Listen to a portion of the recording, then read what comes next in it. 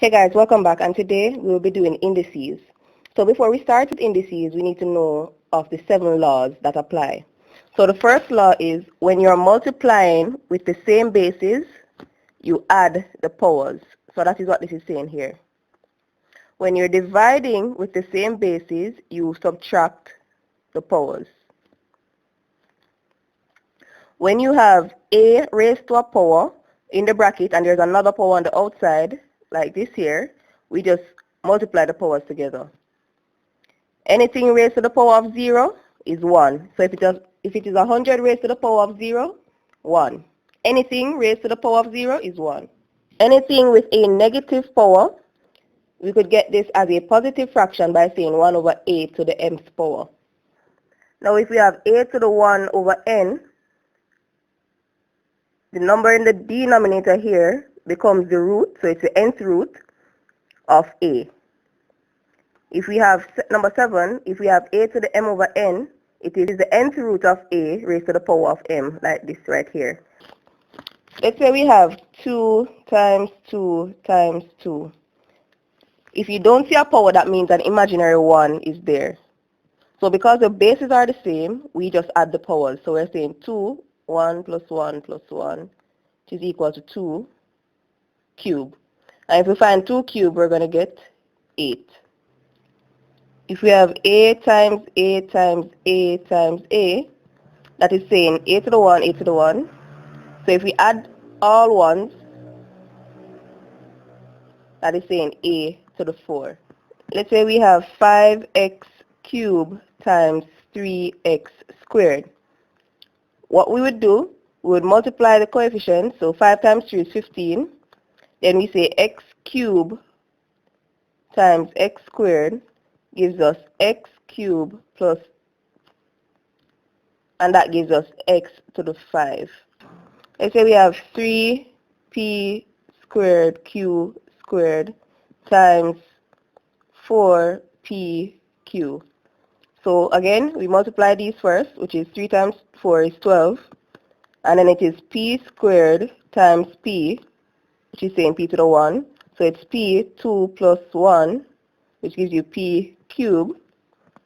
And q squared times q to the 1 is q cubed. So this would be our final answer here. 5 to the 9 divided by 5 to the 8. So the bases are the same, so we subtract the powers because we're dividing now. So it is 5 to the 9 minus 8, which is 5 to the 1. Let's try another one. Let's say we have a to the 12 divided by a to the 3. Again, bases are the same, so it's a 12 minus 3, so it is a to the 9th power. Let's say we have 10p cubed divided by 2p squared. So now we divide the coefficients, so it is 10 divided by 2, which is 5. And then again, the bases are the same here, and we're dividing, so we're going to subtract the powers. So it is p cubed minus that, which gives us p to the 1. So it is 5p for the answer. Let's say now we're doing a power to a power. So let's say we have 2 cubed to the 4. What this is saying is 2, 3 times 4, which gives you 2 to the 12 power. Let's say we have p2. Now this is saying p to the 3 times 2, which gives you p to the 6. Anything raised to the power of 0 is 1. Let's say we have 1,000 raised to the power of 0. Again, 1. So now let's say we did 5 squared divided by 5 squared. The bases are the same, so we subtract the powers because we're dividing. So it is 5, 2 minus 2, which gives us 5 to the 0, which is equal to 1. Again, let's say we have p cubed divided by p cubed. It is p cubed minus 3 here. So that gives p to the 0, which is the same thing as 1. So So let's say we have 5 cubed. So now we're going to try and do some negative index questions to the 5, 5. Because we're subtracting, it is 5 cubed minus 5, which gives what? 5 to the minus 2. How do we get this to be in a positive form?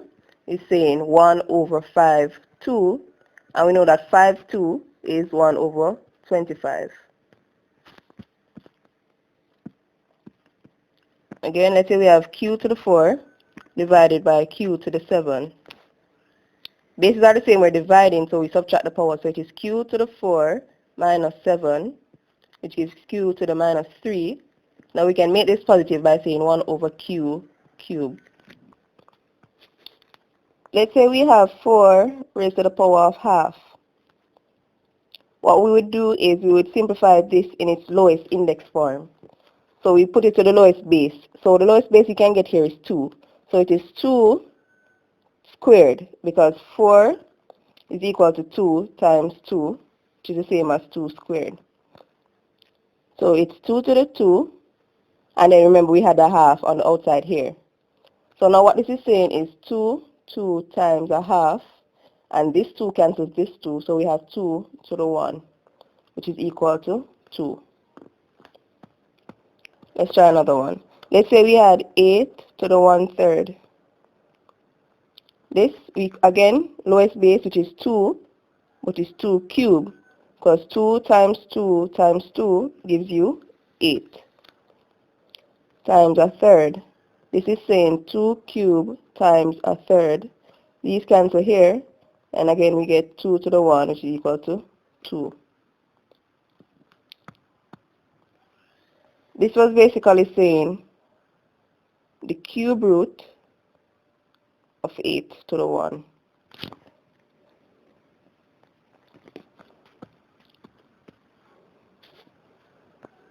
So let's say we had 8 to the 2 cube.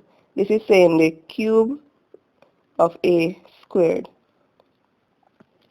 So now we can write this in its lowest base, which is 2 cubed, 2/3, which is saying 2 cubed times 2/3, and the 3's would cancel here, so it would be 2 squared, which is equal to 4. So we have 64x is equal to 16. What we would do first is we would find the common base for these two. So the lowest common base would be 4. So 64 is 4 cubed, then we write back the x here. 16 is 4 squared.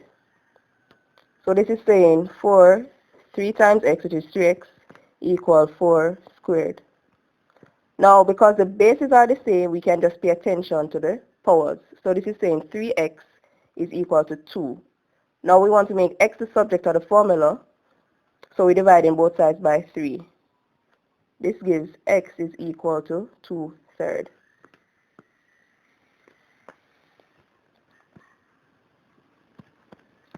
Let's say we have 625 p minus 2 is equal to 5, 1 plus p.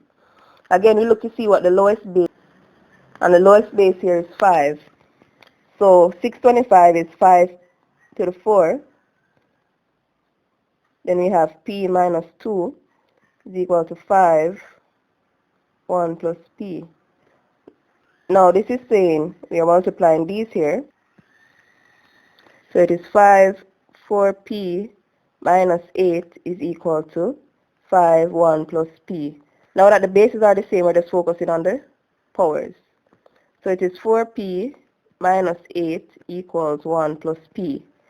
And now we group like terms. So it is 4p minus p equals to 1 plus 8.